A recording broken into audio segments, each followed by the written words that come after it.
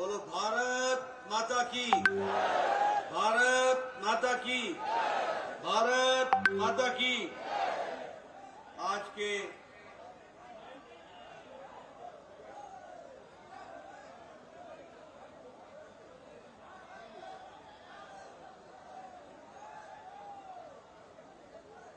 के इस कार्यक्रम में मंच पर उपस्थित हमारे निषाद पार्टी के राष्ट्रीय अध्यक्ष श्री संजय निषाद जी, संसद में मेरे साथी और वरिष्ठ सहयोगी श्री प्रवीण निषाद जी, हमारे यहाँ लोकप्रिय संवेदनशील प्रत्याशी श्री सरवण निषाद जी, हमारे अजय सिंह गौतम जी जिला के प्रभारी, बेचन राम जी पूर्व के विधायक, श्रीमती मालती देवी जी राष्ट्रीय उपाध्यक्ष निषाद पार्टी, श्री रविंद्र निषाद जी प्रदेश अध्यक्ष, श्री चंदन मिश्रा जी मंडल के अध्यक्ष ब्रह्मपुर, श्री सुरेश कश्यप जी एमएलसी सम्मानित मंच, और यहाँ इतनी बड़ी संख्या में एकत्र आए देवी और सज्जनों, मीडिया के मेरे साथी, प्रिंट मीडिया और इलेक्ट्रॉनिक मीडिया के मेरे साथी, भाई जरा शांत रहेंगे तो मैं बात कर लूं 2 मिनट।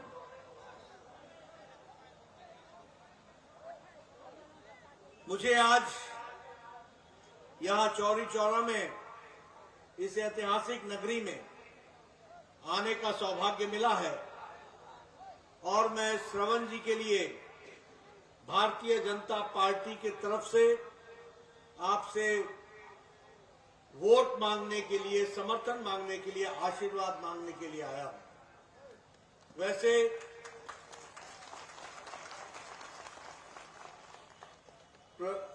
इस कार्यक्रम में जो डॉक्टर संजय निषाद जी ने बात कही है, उसके बाद मुझे कुछ उसमें बहुत कुछ जोड़ने की आवश्यकता नहीं है, क्योंकि उन्होंने सारी बात आपके सामने बहुत तफसील से की है और उन्होंने बहुत गहराई से आपको बताने का प्रयास किया है कि भारतीय जनता पार्टी को आशीर्वाद देना, श्रवण निषाद को आशीर्वाद देना, सरवण जी को, यह प्रदेश की और देश की आवश्यकता है। जब हम इनको वोट मांग रहे हैं तो मैं सिर्फ इनको विधायक बनाने के लिए वोट नहीं मांग रहा, मैं सिर्फ विधायक के माध्यम से इस इलाके को विकास के लिए वोट नहीं मांग रहा, बल्कि इनके माध्यम से योगी जी के हाथ मजबूत हो और मोदी जी के द्वारा चलाए गए जनता के काम को मुहर लगे, इसलिए मैं वोट मांगने आया हूं।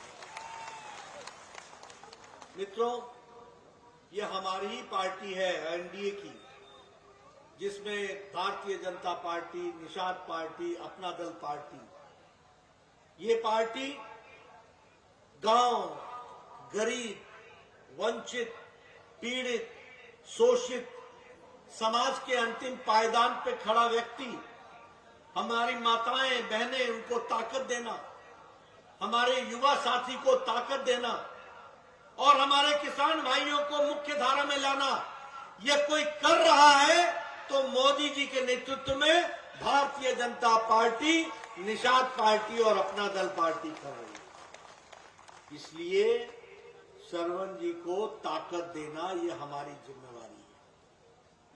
आप बताइए, इतने सालों से लोगों ने राज किया, कभी सोचा था कि गरीब आदमी को सीधे उसके खाते में पैसा पहुंचना चाहिए? कभी सोचा था कि गरीब आदमी को इन दलालों से छुटकारा दिलाना चाहिए? कभी किसी ने सोचा था कि सरकार का पैसा मोदी जी जो भेजते हैं वो बिना बिचौलिए के सीधे माताओं के खाते में जाना चाहिए, किसानों के खाते में जाना चाहिए? यह सोचने का काम किया तो मोदी जी ने किया, और उसको लागू किया तो उसको योगी जी ने लागू किया। यह हमको याद करना। आज 2,63,00,000 लोगों के पक्के मकान बन गए हैं। 2,63,00,000। इस साल 60 लाख लोगों को और पक्के मकान मिलेंगे। आप बताइए, हर गांव में 5-10 गांव घर बना है कि नहीं बना है? पक्के बना है कि नहीं बना है? और मोदी जी का सपना है और योगी जी ने पूरा करना है, और यहां श्रवण कुमार पूरा करेगा। कोई भी व्यक्ति फूस के मकान में नहीं रहेगा, पक्के छत के नीचे रहेगा। यह हमारा संकल्प है। और इसीलिए इस साल 60 लाख मकान बनने वाले हैं। आप बताइए, ये महिलाओं को, बहनों को जब कोरोना था और लॉकडाउन लगा था तो 500 रुपया सीधे खाता में पहुंचा था कि नहीं पहुंचा था? पहुंचा था कि नहीं पहुंचा था? और प्रधानमंत्री आवास योजना का मालिक घर का मालिक नहीं है, घर की मालकिन अब मालिक है। महिलाओं को ताकत देने का काम किया। पिछली बार जब महामारी आई थी 100 साल पहले, तो लोग भूखमरी से ज्यादा, बीमारी से ज्यादा भूखमरी से मर गए थे। बीमारी कम थी, भूखमरी ज्यादा थी। अब बताइए, मोदी जी ने पिछले साल से, मार्च महीने से राशन पहुंचाया है कि नहीं पहुंचाया है? चावल पहुंचाया है कि नहीं पहुंचाया है? गेहूं पहुंचाया है कि नहीं पहुंचाया है? और योगी जी ने अपना चना पहुंचाया है कि नहीं पहुंचाया है? नमक पहुंचाया है कि नहीं पहुंचाया है? तेल पहुंचाया है कि नहीं पहुंचाया है? अब आपने श्रवण कुमार जी को विधानसभा पहुंचाना है। ये आपकी जिम्मेवारी है, इसको आपको पूरा करना। बताइए, गैस का चूल्हा दिया कि नहीं दिया? सिलेंडर दिया कि नहीं दिया? अब आप श्रवण कुमार को फिर से पहुंचाइए, और दीपावली और होली में 2 गैस का चूल्हा, सिलेंडर मुफ्त दीजिए। ये भी अब आपको बताना है। मित्रों, आज गरीबों का इलाज के लिए 5 लाख रुपए मोदी जी देते हैं कि नहीं देते हैं? आयुष्मान भारत में 2.5 करोड़ लोगों का गंभीर बीमारी से इलाज हुआ है कि नहीं हुआ?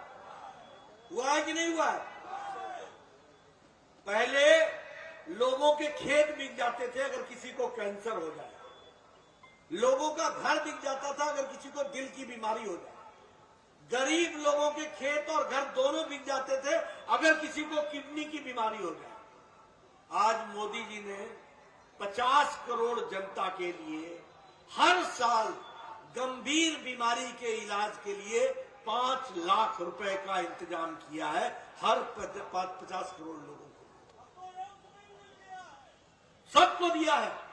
और अगर आपका इस साल 2 लाख रुपए खर्च हो गया इलाज में, तो अगले साल आपको फिर से 5 लाख मिलेगा।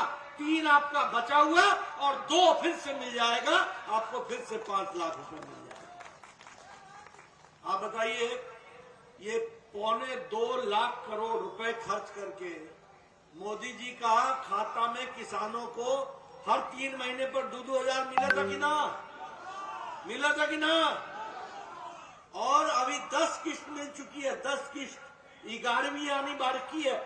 1.25 लाख करोड़ रुपए मोदी जी ने किसानों को ताकत देने के लिए पहुंचाया है। ये भी हमको याद रखना चाहिए। आप बताइए, ये एक्सप्रेस हाईवे बन रहा है कि नहीं बन रहा है? और ये गोरखपुर एक्सप्रेस वे, ये लिंक एक्सप्रेस वे, ये गंगा एक्सप्रेस वे, ये सब बन रहा है कि नहीं बन रहा है? ये सड़क नहीं है, ये विकास की कहानी है। आप बताइए, गोरखपुर में all India institute of medical sciences बन गया कि नहीं बन गया? बीआरडी मेडिकल कॉलेज में बच्चों के लिए 500 बिस्तरों का अस्पताल बन रहा है कि नहीं बन रहा है? सुपर स्पेशलिटी ब्लॉक बन गई कि नहीं बन गई? बीआरडी मेडिकल कॉलेज को लैब आई कि नहीं आई? आईसीएमआर की जापानी बुखार का इलाज होना शुरू हो गया कि नहीं हो गया?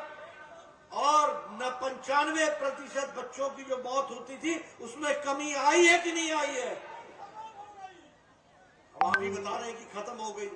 ये परिवर्तन आया है तो इसलिए आया है कि आपने भारतीय जनता पार्टी, निषाद पार्टी और अपना दल को अपना आशीर्वाद दिया है, इसलिए आया है।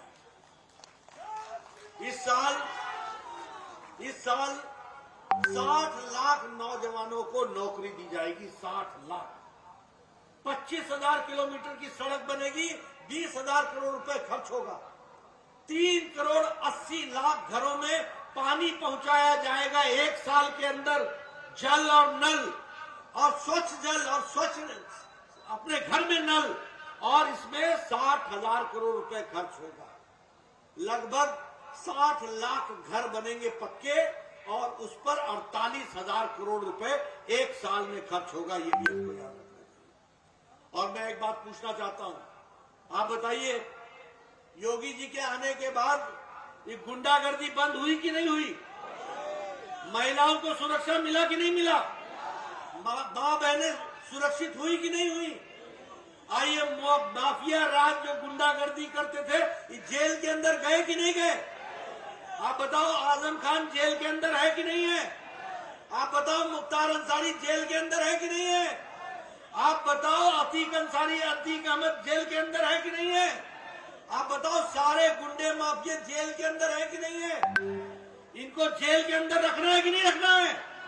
अगर इनको जेल के अंदर रखना है तो श्रवण कुमार को लखनऊ भेजना है, इसको भी आपको याद रखना है। मित्रों, ये गोलघर में बम कांड हुआ था, 3 जगह पर बम कांड हुआ था गोलघर में, 3 कचहरी में बम कांड हुआ था, श्रमजीवी ट्रेन में बम कांड हुआ था, मुंबई के लोकल ट्रेन में बम कांड हुआ था, संकट मोचन वाराणसी में बम ब्लास्ट हुआ था।